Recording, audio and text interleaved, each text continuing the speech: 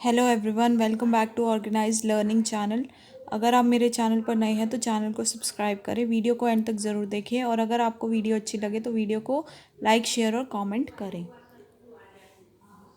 तो directorate of education की subject social science की वर्कशीट 12 डेट 1 सितंबर क्लास 8 के लिए है और इसका टॉपिक है chapter number 7, that is understanding marginalisation.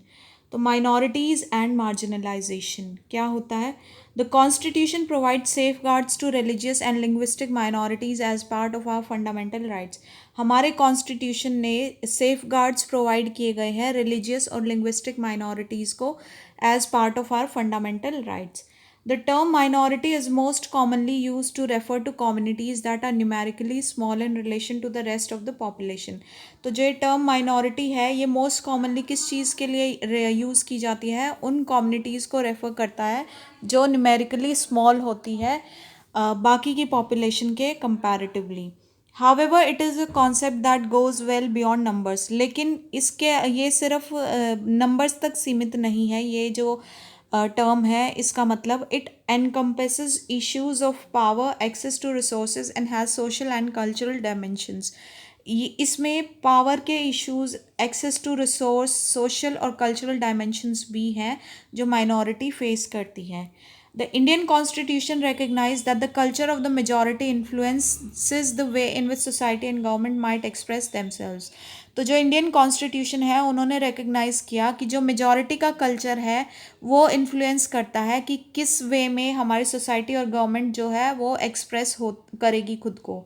तो in such cases size can be a disadvantage and lead to the marginalisation of the relatively smaller communities. तो ऐसे केसेस में जो साइज़ है वो एक डिसएडवांटेज हो जाता है और इस वजह से जो है छोटी छोटी कम्युनिटीज़ में मार्जिनलाइजेशन आ जाता है।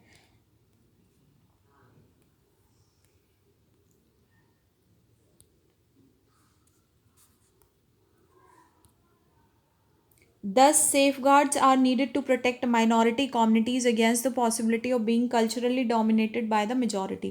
तो इसीलिए जो है safeguards की ज़रूरत होती है ताकि minority communities को जो है प्रोटेक्ट किया जाए। जो कल्चरली डोमिनेटेड मेजॉरिटी है उनके उन अगर वो उनके कंपैरेटिवली जो है उनको सेफ गार्ड जो है नीडेड है माइनॉरिटी कम्युनिटीज़ के लिए। They also protect them against any discrimination and disadvantage that they may face. और ये सेफ गार्ड उनको इस चीज़ से भी प्रोटेक्ट करते हैं कि अगर उनके अगेंस्ट कोई भी डिस्क्रिमिनेशन या डिसएडवांटेज हो रहा है तो वो उससे भी उनको प्रोटेक्ट करेंगे। Given certain conditions, communities that are small in number relative to the rest of society may feel insecure about their lives, assets and well-being।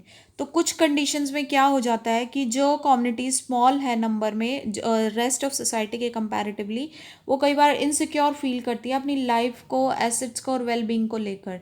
तो this sense of insecurity may get accentuated if the relations between the minority and majority communities are fraught. तो ये जो sense of insecurity है ये और ज़्यादा बढ़ जाती है अगर माइनॉरिटी और मेजॉरिटी कम्युनिटीज़ के बीच के जो रिलेशंस हैं उनमें प्रॉब्लम आती है। The constitution provides these safeguards because it is committed to protecting India's cultural diversity and promoting equality as well as justice. तो कॉन्स्टिट्यूशन ने ये सेफ गार्ड्स दिए हैं क्योंकि ये क्या करेंगे, हमारे इंडिया की कल्चरल डाइवर्सिटी को प्रोटेक्ट करेंगे और प्रमोट करेंगे इक्वालिटी और जस्टिस को। As we have already read, the judiciary plays a crucial role in upholding the law and enforcing fundamental rights। तो जो जुडिशरी है वो बहुत इंपॉर्टेंट रोल प्ले करती है लॉ को अपहोल्ड करने में और फंडामेंटल राइट्स को जो है एनफोर्स करने में। Every citizen of India can approach the courts if they believe that their fundamental rights have been violated.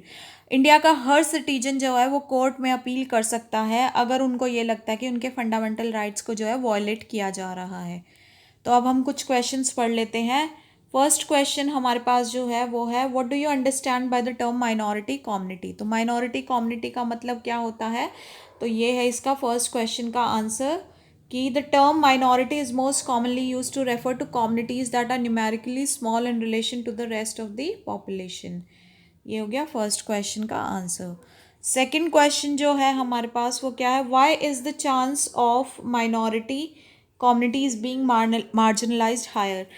जो माइनॉरिटी कम्युनिटीज़ है वो मार्जिनलाइज्ड होने के चांसेस ज़्यादा क्यों होते हैं? तो इसका जो आंसर है वो हमारा ये है कि the Indian Constitution recognized that the culture of the majority influences the way in which society and government might express themselves. So, in such cases, size can be a disadvantage and lead to the marginalization of the relatively smaller communities. तो ये हमारा second question का answer है. फिर third question क्या है हमारे पास? Third है how is India's cultural diversity safe guarded. India की कल्चरल डाइवर्सिटी जो है वो सेफ गार्ड कैसे की गई है? तो ये हो जाएगा कि the constitution provides the safeguards because it is committed to protecting India's cultural diversity and promoting equality as well as justice. The judiciary plays a crucial role in upholding the law and enforcing fundamental rights. तो ये हो जाएगा हमारा third question का answer. फिर fourth question क्या है हमारे पास? Where can people of India approach if their fundamental rights are violated. जो इंडिया के लोग हैं वो कहाँ अप्रोच कर सकते हैं अगर उनके फंडामेंटल राइट्स वायलेटेड होते हैं? तो ये है इसका आंसर कि every citizen of India can approach the courts if they believe that their fundamental rights have been violated. ये फोर्थ क्वेश्चन का आंसर है. तो आशा है आपको वीडियो पसंद आई होगी. अगर आपको वीडियो पसंद आई है तो प्लीज़ वीडियो को लाइक शेयर और कमेंट ज़रूर करें. चैनल को सब्सक्राइब करें.